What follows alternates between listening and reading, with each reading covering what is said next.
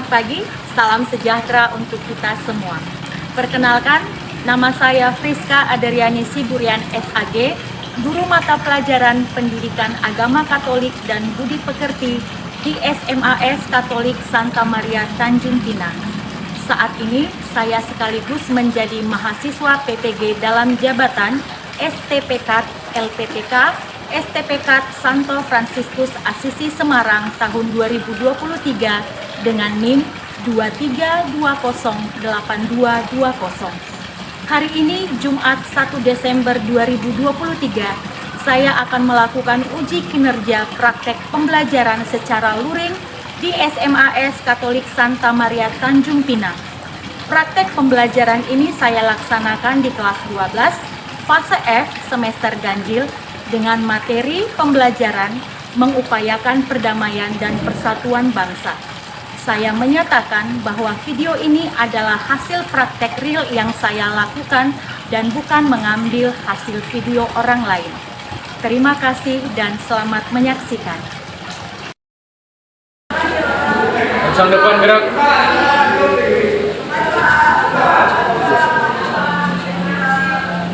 Tegak gerak.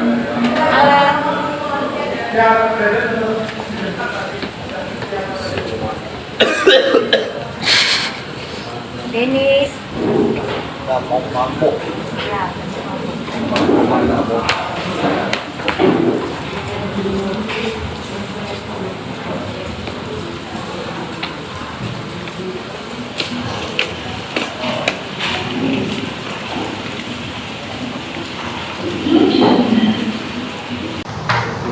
Marilah kita bersatu dalam doa. Dalam nama Bapa dan Putra dan Roh Kudus. Amin. Amin. Syukur kepada Bapa atas segala berkat dan rahmat yang Kau berikan kepada kami hingga pada saat ini. Ya Tuhan, Engkau pernah bersabda, di mana ada 2-3 orang berkumpul dalam namamu, Engkau hadir di tengah-tengah mereka. Ya Tuhan, pada saat ini kami mohon Beri salam.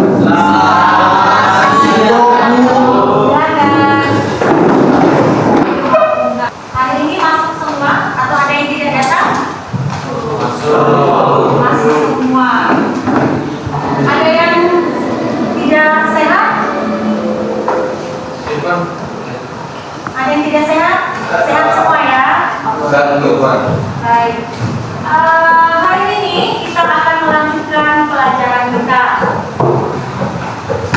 Kalau minggu yang lalu atau pada pertemuan sebelumnya kita membahas tentang keberagaman sebagai realitas asal kehidupan manusia.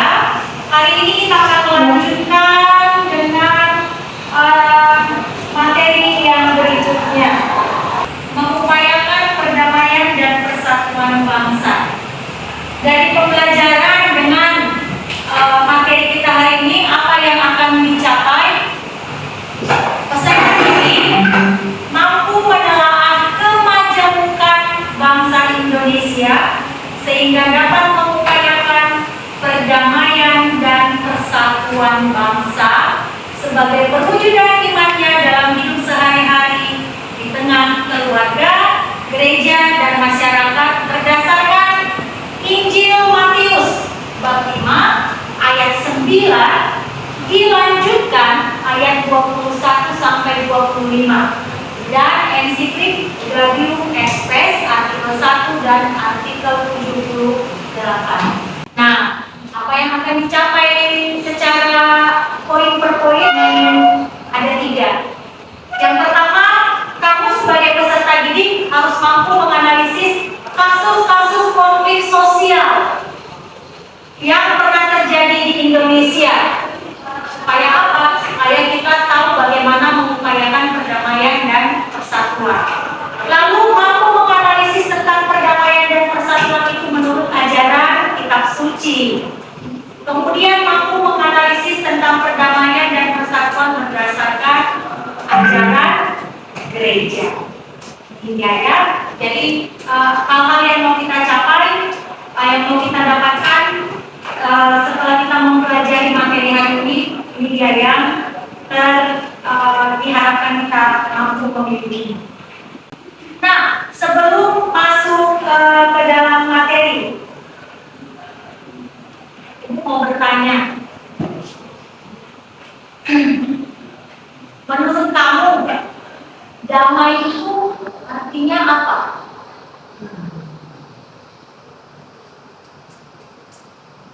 damai. Pernah mendengar kata damai?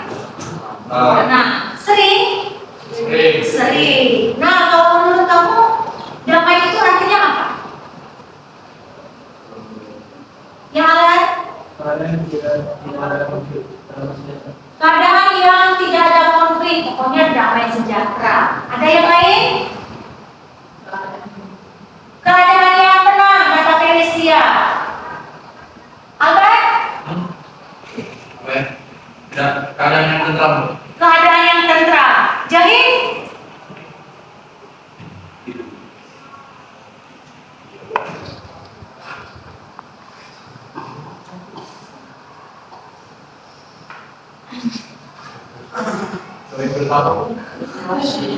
Ya, Joshua?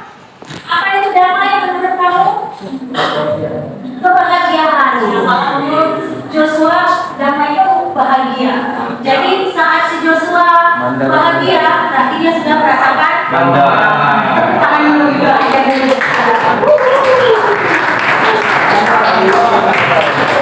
Baik. Kamu pernah mendengar atau menyaksikan berita-berita di TV konflik-konflik sosial yang pernah terjadi di Indonesia? Pernah dengar atau mengetahui konflik yang terjadi di Indonesia ini? Baik itu antar suku, baik itu antar agama. Pernah? Pernah. Konflik apa yang kalian tahu? Konflik suku. Contohnya? Suku apa dengan suku apa? Flores dengan Batak. Suku Flores dan Batak itu terjadi di mana? Di Batak. Lalu konflik apa lagi? Papua. Sampai sekarang ya, konflik Papua. Di Papua itu antar agama atau antar suku? Antar suku. Sesama mereka ya, orang saudara sebenarnya. Lalu konflik apa lagi? Samping. Di samping itu konflik Madura dengan Daya. Apakah dari konflik-konflik sosial ini ada yang memakan korban? Pasti ada. Ya? Makan korban. Ada yang meninggal, ada yang menyisakan trauma, banyak lagi yang disebabkan oleh konflik-konflik ini. Nah, untuk menjalaninya, coba mari kita lihat, ada ibu tampilkan video dari YouTube tentang perang suku di Papua. Sebelumnya sudah ibu bagikan di grup kelas. Sudah ditonton? Belum, udah. Sudah. Kalau sudah, kita lihat kembali ya. Kita lihatkan kembali. Informasi mengenai perang antara suku Davao dan suku Dani di distrik Wampi, lokasi terus berlanjut. Mohon diperingatkan oleh kepolisian. Perang ini dilakukan dan dilawan benar. Eksekusi distrik Wampi Indonesia masih berlangsung hingga Sabtu 14 Mei. Keduanya masih saling serang walau aparat kepolisian dan Kasmin Apo dan Ormat diturunkan untuk memisahkan. Korban masih ditambah hingga mencapai puluhan orang. Baik. Dalam tayangan video tadi itu perang antar suku apa dengan suku apa tadi? Suku Dani dengan suku Dani dan suku Dama. Kedua suku ini sama-sama berada di Papua. Maka ada yang mengatakan bahwa ini adalah perang saudara. Apa tadi yang melatar belakangi terjadinya perang itu?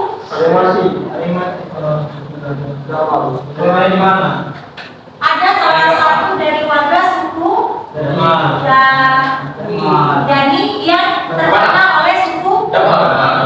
Maka dasar untuk melakukan perang itu adalah balas dendam. Nah, itu permasalahan yang bisa kita lihat dari sini.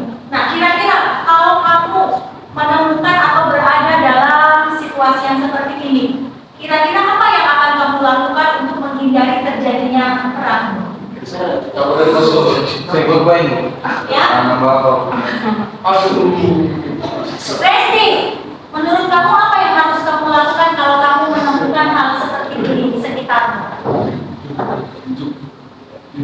Membuat lagi antara kepala sukunya dan dari hasil teman itu mereka bisa tentang bagaimana solusi supaya perang ini berhenti karena saudaranya berhenti. Iya. Jadi dicari jalan keluarnya ya. Misalnya setiap suku itu kan punya kepala suku. Nah, kedua kepala suku ini bertemu. Maka kalau semua kedua kepala suku ini masing-masing terbawa dengan emosinya, ya perangnya makin menjadi-jadi kan begitu kan? Lalu masih banyak lagi contoh-contoh konflik yang terjadi di sekitar kita, di negara tercinta kita ini. Entah itu karena agama, entah itu karena suku atau kepentingan-kepentingan lain. Nah, kali ini kita akan melihat mengupas tuntas bagaimana atau apa penyebab, apa akibat yang apa akibat dan penyebab yang bisa ditimbulkan oleh konflik ini.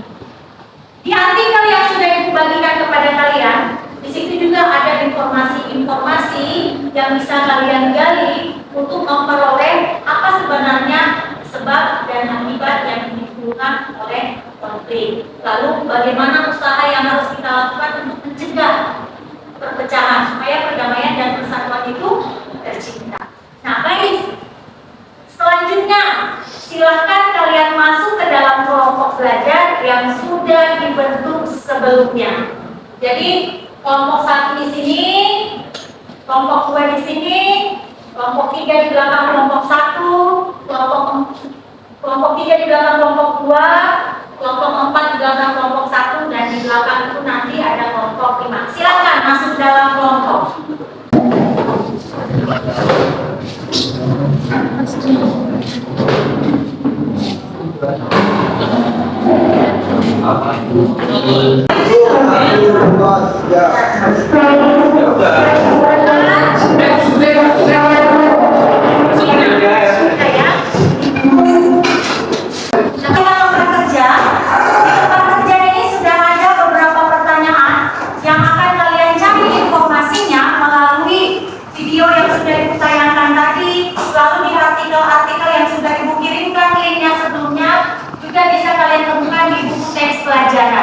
Silakan berdiskusi untuk menemukan jawaban dari setiap masalahnya. Kemudian nanti kalian akan mempresentasikan hasil diskusi kelompok kalian. Bisa dipahami? Bisa, Bu.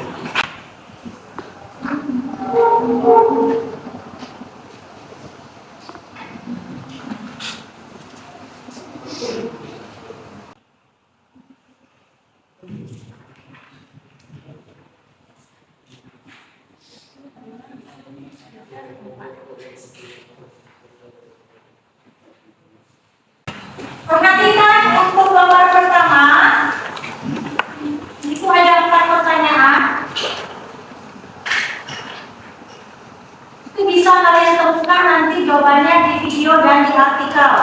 Kemudian gambar kedua, di lembar kedua itu ayat kitab sucinya sudah Ibu sajikan.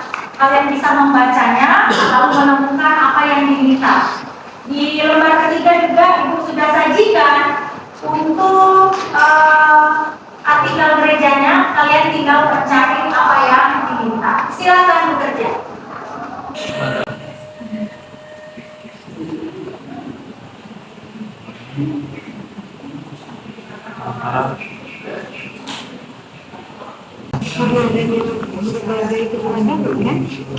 Perbedaan sama nomor 3 ya? Kira nomor berapa?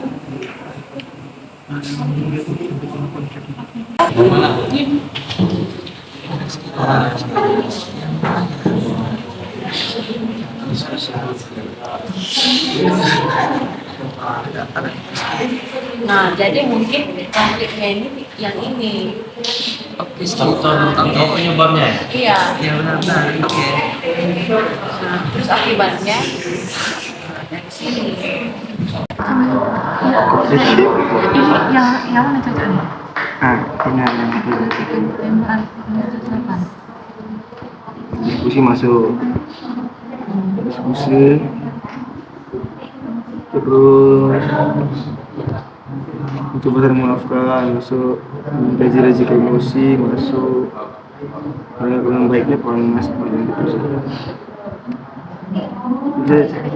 Sebetulnya ini menjelaskan gimana kalau hukum itu harus diberikan apa yang sesuai, apa yang kau perbuat, apa yang kau buat sama orang harus sesuai, harus diterima. Kalau dia jatuh, masukkan ke neraka. Kalau dia kafir, masukkan ke neraka. Jadi, itu yang mana? Sana apa sih? Dari yang ini kafir harus dilakukan semua agama. Jadi buat bahasa sendiri tuh, saya Ya. yang percaya mana? Kalau ini ya kan?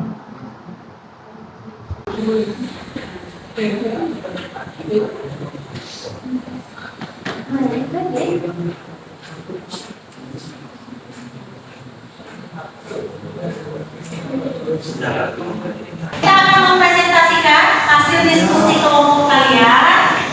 Nanti dipresentasikan dengan suara yang lantang supaya teman-temannya yang lain itu bisa mendengar. Bisa dipahami ya? Oke. Kita mulai dari kelompoknya Felicia dan teman-teman untuk mempresentasikan hasil diskusinya. Pada masyarakat. Nah, alasan yang pertama adalah adanya perbedaan antara individu atau kelompok yang memiliki kepentingan berbeda dan saling bertentangan. Yang kedua, terdapat perbedaan kebudayaan di tengah masyarakat. Yang ketiga, adanya nilai-nilai atau kepentingan yang berbeda dan saling bertentangan. Yang keempat, terdapat tindakan kekerasan yang dilakukan suatu kelompok terhadap kelompok lain. Yang kedua, apa akibat dari konflik? Akibat yang pertama adalah satu, memakan korban. Kedua, hancurnya fasilitas-fasilitas umum. Yang ketiga, hancurnya kesatuan kelompok. Yang keempat, timbulnya rasa kurang percaya terhadap orang lain. Dan yang kelima, timbulnya permusuhan. Sekian, terima kasih. Oke, kita berikan aplaus untuk yang lantang ya. Baik, kami akan menjawabkan soal nomor 3. Bangsa itu dikarenakan tuduhan pembunuhan pada tahun 2001. Ada juga konflik itu dikarenakan perbedaan agama. Ada juga konflik Aceh Singkil dikarenakan penolakan pendirian gereja. Ada juga konflik Ambon dikarenakan masalah keuangan. Oke, kita berikan aplaus untuk kelompok pertama, menanamkan sikap tolong menolong. Kedua, musyawarah dalam pengambilan keputusan. Ketiga, bersosialisasi dengan siapa saja tanpa membeda-bedakan orang. Empat, saling menghormati perbedaan dalam sesama manusia. Sekian. Oke, kita berikan Sendiri akan menjelaskan makna dari pertanyaannya adalah apa sih makna dari Matius 5 pasal 9 ayat yang ke-22. Nah, di situ dikatakan orang yang memarahi saudaranya itu harus diberi hukuman. Orang yang mengatakan kafir harus diserahkan kepada Mahkamah Agung. Orang yang mengatakan jahil harus diserahkan kepada neraka. Dari situ kami menyimpulkan maknanya itu adalah setiap pelanggaran itu harus diberikan sanksi atau hukuman yang setimpal, harus adil sesuai dengan porsi masing-masing. Oke. Selanjutnya, yang nomor 2, jelaskan makna dari ayat kitab suci dari Matius 5 ayat bab 9 dari ayat 23 sampai 25. Yang dimana maknanya adalah kitab suci mengajarkan umat manusia untuk selalu hidup dalam perdamaian dan persatuan. Jika seseorang hendak memberi persembahan kepada Allah, namun ia masih memiliki rasa marah pada orang lain, maka dia harus berdamai dulu dengan saudaranya. Oke. Ada lagi?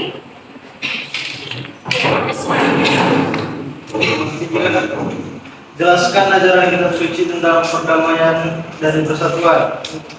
Jadi menurut pertimbangan kami, perdamaian merupakan wujud nyata dari kasih Allah kepada manusia, di mana Allah selalu berinisiatif untuk menciptakan perdamaian dan perdamaian selalu menyingkirkan penyebab timbulnya permusuhan.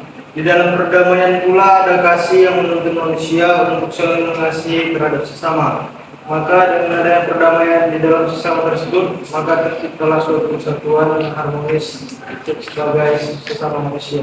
Oke, kita berikan aplaus.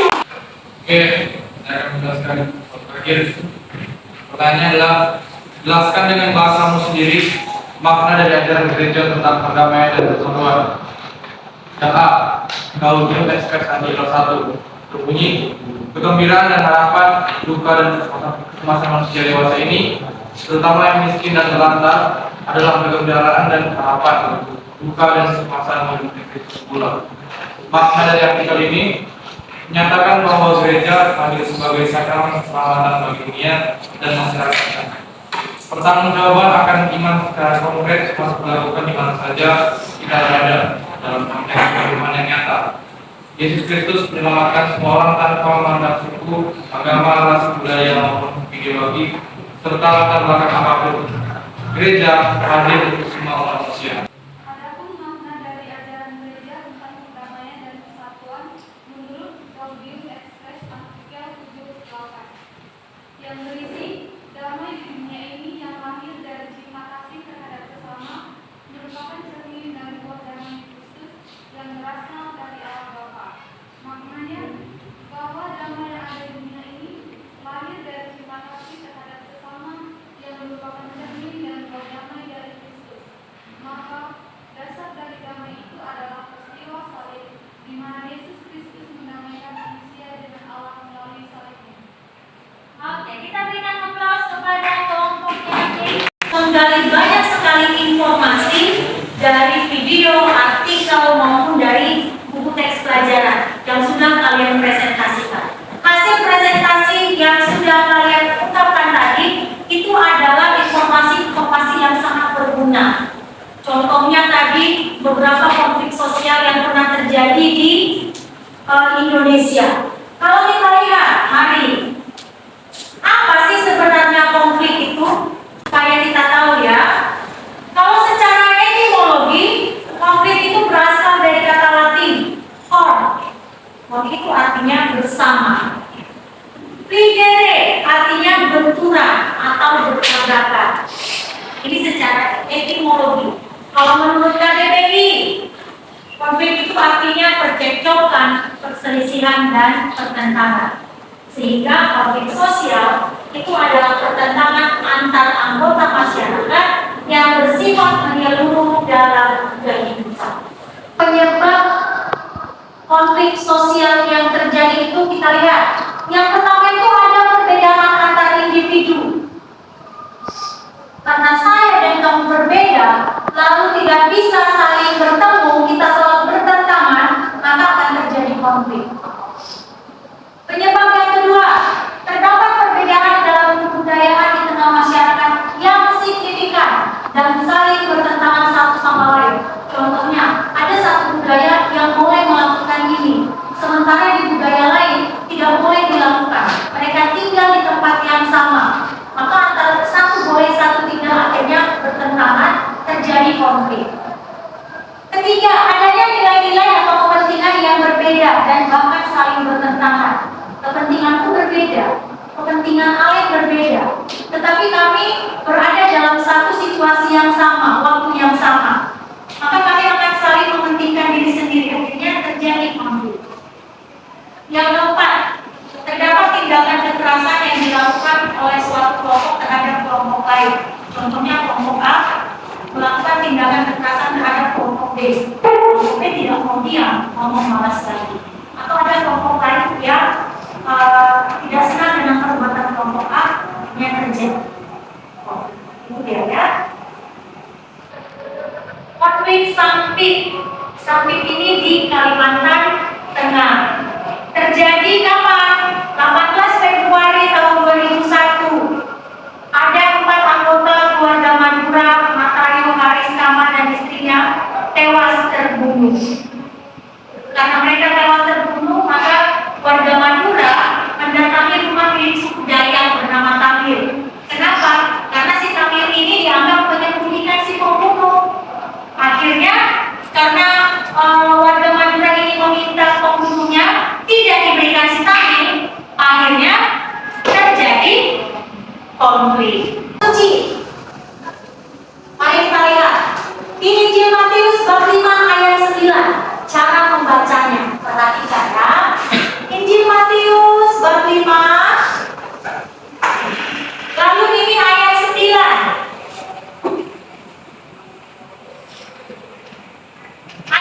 9, kalau ada titik, maka cara membacanya Injil Matius bab 5 ayat 9 dilanjutkan ayat 21 sampai 25. Ayat 9 itu mau menegaskan bahwa setiap orang yang membawa damai adalah anak-anak Allah. Kalau dia tidak membawa damai, dia bukan anak Allah. Ayat 21 sampai 25. Siapa saja yang marah kepada saudaranya akan mendapatkan hukuman. Seperti yang dikatakan oleh kelompoknya Alan tadi ya. Apa maknanya? Yesus Kristus saja rela menderita melalui wafatnya di salib supaya apa? Supaya manusia itu berdamai. Berdamai dengan siapa? Berdamai dengan Allah. Tuh, memangnya manusia dengan Allah itu tidak baik hubungannya? Iya. Yang membuat tidak baik itu adalah dosa manusia. Ingat, dosa manusia merusak hubungan manusia dengan Allah. Kemudian Allah itu selalu berinisiatif untuk menciptakan perdamaian, sehingga perdamaian selalu menyingkirkan penyebab timbulnya permusuhan. Lalu di dalam perdamaian itu ada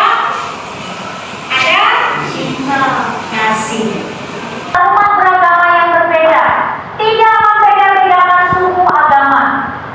Kalian di sini ada yang membeda-bedakan suku atau agama dalam berteman? Tidak, yakin? Benar.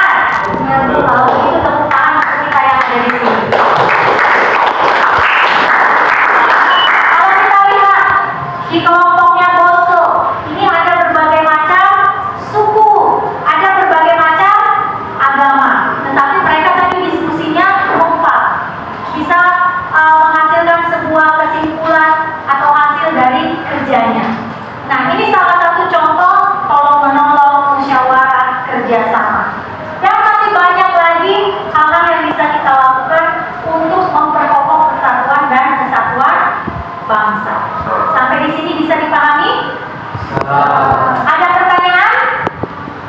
Silakan kalau ada pertanyaan.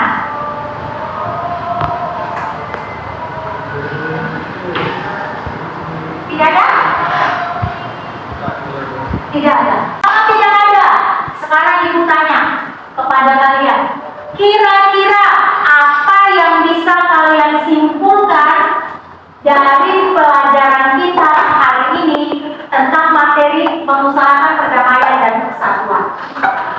Ayo silakan. Kira-kira apa yang bisa kalian simpulkan poin-poinnya?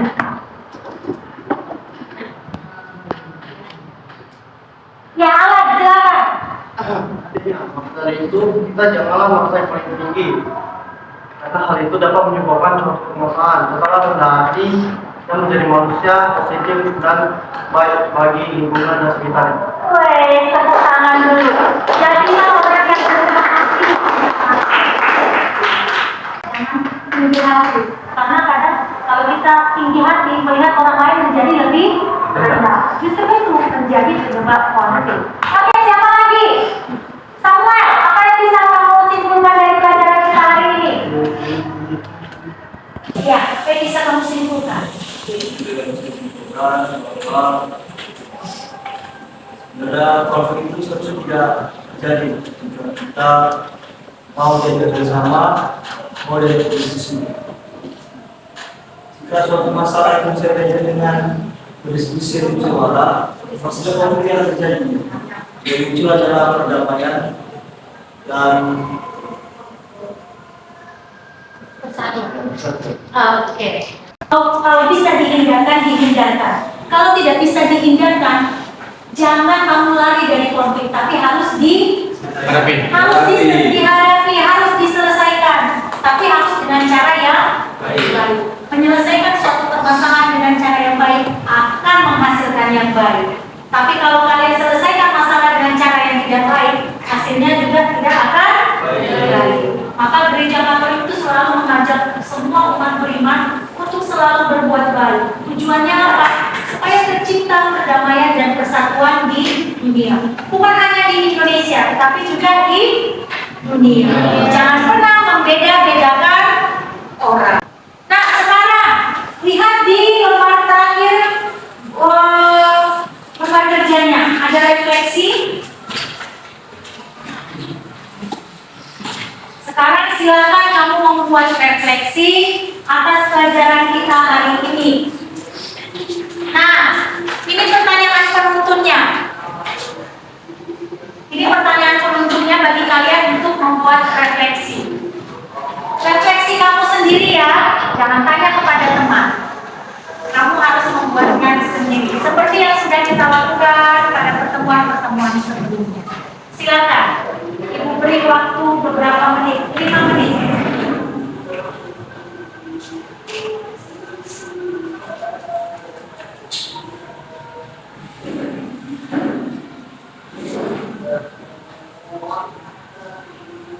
Oke, untuk tes asesmennya, Ibu sudah kirimkan link Google Form-nya di grup kelas. Silakan kalian kerjakan melalui Google Form.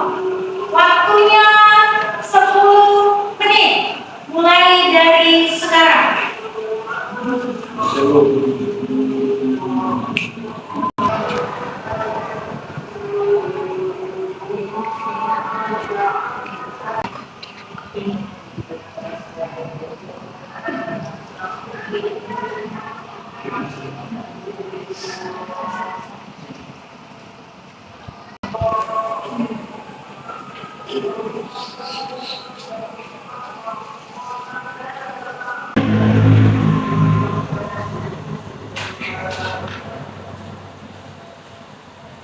Yang selesai langsung submit.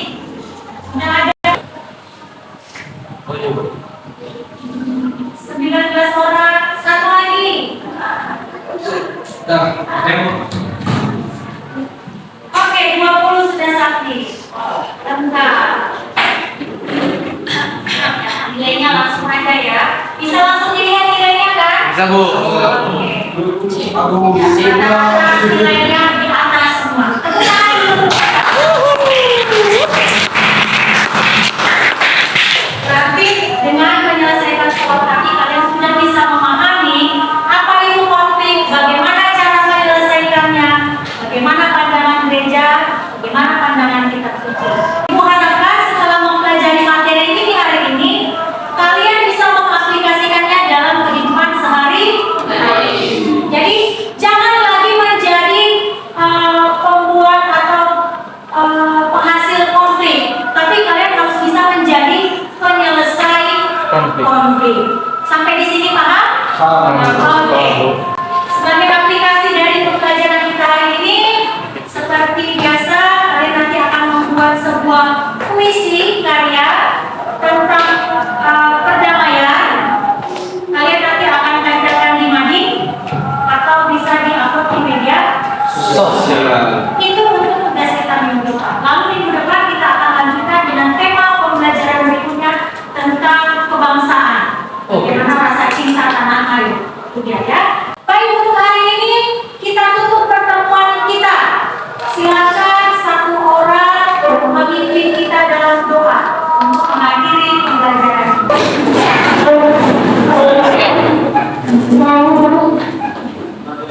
Berdoa dan Bapa dan Amin. Puji syukur kepada Tuhan sekolah kita dengan kami mulai dari awal belajar dari sampai saat ini. Tuhan, kami telah selesai belajar. Berikan apa yang pelajari tadi dalam kebenaran dan dapat kami terapkan dalam kehidupan kami ke depannya. Dan juga ibadah kami kasih-Mu dalam saat